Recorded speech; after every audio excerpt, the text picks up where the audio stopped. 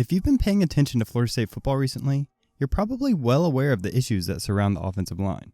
Between a revolving door of offensive line coaches and a truckload of injuries, these kids really haven't gotten a fair shake of things. But that doesn't exactly excuse them for being as bad as they've been. In part 1 of this series, which I've included in the description below, I looked at how about a third of the sacks given up in the first half of the season came down to miscommunication. These issues happen even on good teams, and the good news is they can be fixed with a couple of years of stability. This video is going to be a bit harder to watch. Just over a third of the sacks given up can be attributed to individual linemen getting beat. Slow feet and sloppy form are harder to correct and oftentimes are symptoms of bigger issues. However, not all is lost in this category. There are a couple of things that are just freshman mistakes that hopefully will improve with time. So let's jump into some film and see just how bad things can get.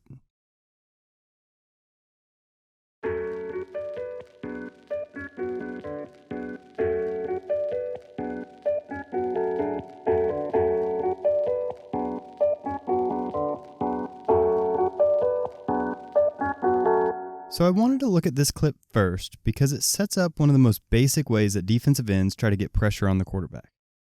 This is called a speed rush. The end here is going to try to race around the tackle. In this instance, the tackle doesn't get enough depth on his first step, which is commonly called a kick step, and never turns his shoulders to face the defender. Honestly, it looks like he kept expecting the end to cut back inside, but he never did, and this led to an easy quarterback pressure.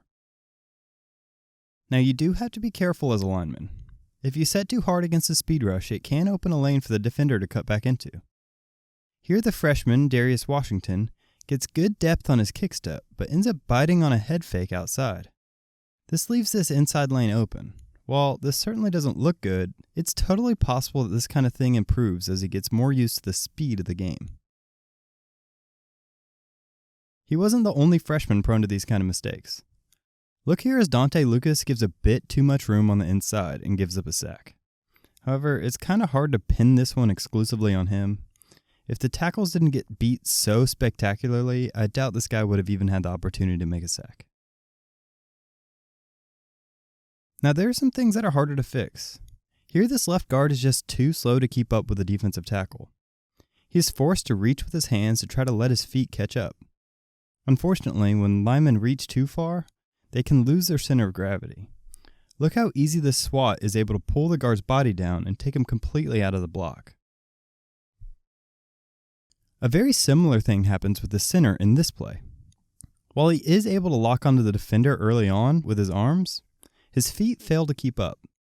This leads to his center of gravity getting pulled out way in front of him, and he loses any advantage he had to start out with. Anytime a lineman is falling forward, he is as good as beat.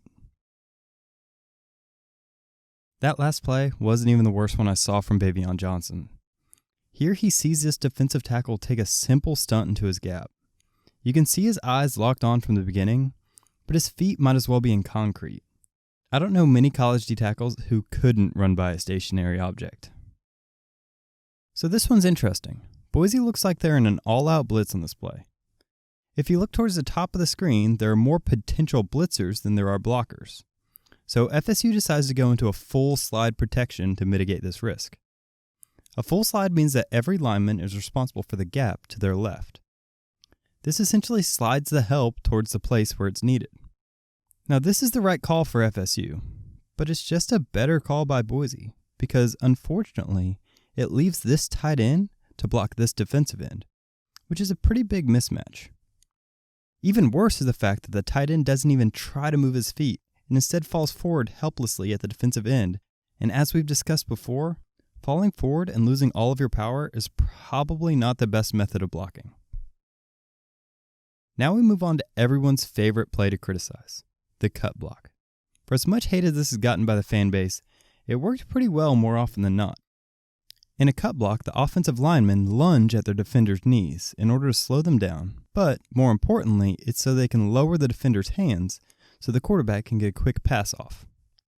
The biggest problem with this block is usually that the quarterback doesn't get rid of the ball quick enough. This play is an exception though. It looks like NC State is expecting the cut block, and their defensive linemen wait for the FSU players to fall before rushing unimpeded to the quarterback. The left tackle on this play actually steps back before falling onto his face and doesn't really ever touch the defensive end. This doesn't mean that this blocking technique doesn't ever work, but if you want to learn how to cut block, I probably wouldn't copy FSU's technique here. So that's it. Those are all of the sacks and QB pressures caused by bad technique and slow feet in the first half of the 2019 season. Fortunately, some of these issues can be fixed. Some were just a product of a freshman in his first game making a mistake, but some were products of a lack of basic technique that shouldn't be an issue at this point in these players' careers. Ultimately, some of these issues are bound to persist until some of the younger players have built good habits. However, there is a light at the end of the tunnel.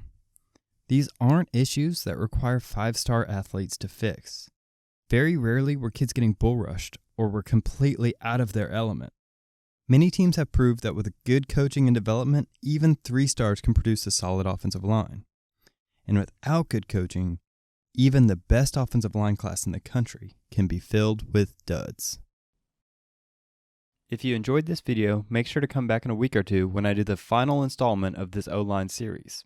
Also make sure to join us over at Tomahawk Nation for some more great articles and information. You can show some support for the channel by liking and subscribing, and as always, thanks for watching.